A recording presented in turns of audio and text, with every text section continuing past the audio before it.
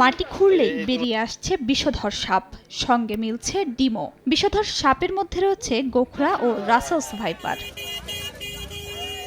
সম্প্রতি শরীয়তপুরের নড়িয়া, জাজিরা ও ভেদেরগঞ্জ উপজেলার বেশ কয়েকটি ইউনিয়নে বেড়েছে সাপের উপদ্রব। বাড়িঘর কিংবা ফসলি জমি সব জায়গায় মিলছে সাপের দেখা। বিশেষ করে ফসলি জমিতে বেশি আক্রমণের শিকার হচ্ছে এলাকাবাসী। এমনকি রাতের অন্ধকারেও পথচারীদের কামড়াচ্ছে সাপ। সাপের কামড়ে গত 4 মাসে জেলায় 4 জনের মৃত্যু হয়েছে।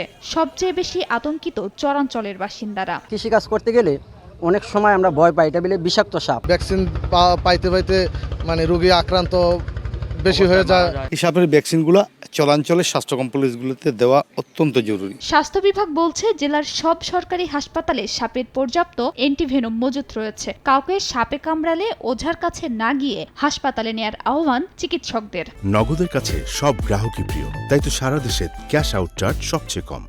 সর্বদংশন করলে অস্থিরতা না করে ওঝাদের কাছে না গিয়ে সরাসরি উপজেলা হেলথ কমপ্লেক্সে চলে আসা। সদর হাসপাতাল সহ উপজেলা হাসপাতালগুলোতে আমাদের অ্যান্টিভেনম সাপ্লাই আছে এবং আমাদের ডাক্তারও প্রশিক্ষিত। গত 6 মাসে শরীয়তপুরের সরকারি হাসপাতালগুলোতে 104 জন সাপে কাটা রোগী চিকিৎসা নিয়েছেন। এদের মধ্যে অ্যান্টিভেনম পুশ করা হয়েছে 10 জনকে।